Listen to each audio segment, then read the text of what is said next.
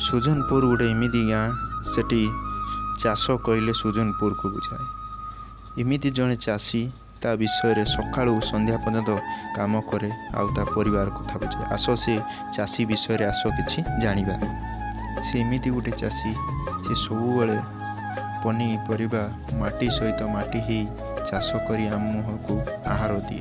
से जड़े चाषीर जीवनी केमिति होता है आस से विषय जाना।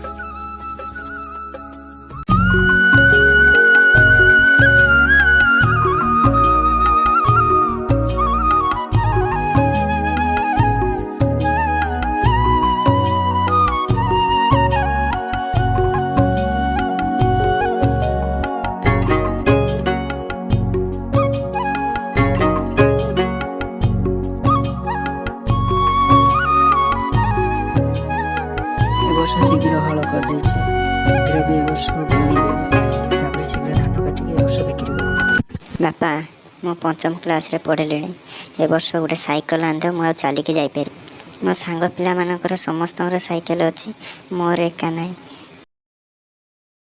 जदि छुआटा कौच ताना गोटे साइकेल आनी दियो से आमिति पढ़ी जीव। समस्ते तो समस्त साइकेल अच्छी केवल तार ना। हो ठीक अच्छे काले परिया बिका गले जो पैसा सब आसो 2-4 दिन भितर से पैसा रखी रखी तो नहीं गोटे साइकेल आनदेवे। चलो अधिक राति है चलो खाईदे। परिवा नब परिवा बैगण बिलाती भेंडी परिवा नब परिवा बैगण भेंडी परिवा आज नाली नाली बिलाती आनी। बिलाती खाइले रक्त बढ़िबो। भेंडी खाइले नाल शक्ति हबो। नाल शक्ति हेले गोड़ चली परिवा। परिवा नब परिवा बैगण खाइले गणित हबो। परिवा नब परिवा आस भाई माने परिवा नियो परिवा। सावित्री कुआड़ गल? आज भी बेपार ना, आज भी लॉस। आउ ए परिया बेपार रे जीवन चली हबनी। सब बेले तो लॉस चलची।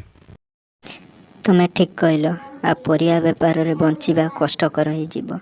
आउ को काम गोटे देख कि चाकरी बाकरी प्राइवेट रे देख। आ चाष करी बंचिबा संभव नुह। बापा बहुत ठीक कहूची। आउ किछि कर। चाष रे आ जीवन यापन करी हबो नाही। तुम कथा मु सुनिली। आमको तो छुआ बेलू जानी आसी चाष ही जीवन। माटी ही माँ को केमिति पर करिकी आउ का पाखरे जाइकी मो काम करी। हाँ आम कथा तो सरकार बुझु ना। आम परिवा जो दिन बढ़ुची ता नष्ट हो जाउची। गोटे कोल्ड स्टोर करते जदि शीतल गारा ताने आमे सेते परिवा रखंतु जहाँ पड़े ता परदिन से परिवा को बिक्री करंतु। एठी तो आम सरकार अंध। एठी जूता चप्पल सबू कोल्ड स्टोर रे रोचे किंतु आम खाद्य जिनस सब रास्ता कड़े बिक्री होची। कौन करबा हे सरकार आम कथा बुझ। जहाँ फल रे आमर पिला माने चाष बास सब छाड़ी बाहर तमिलनाडु केरल सब दादन जाउचंदी खटिया पाई।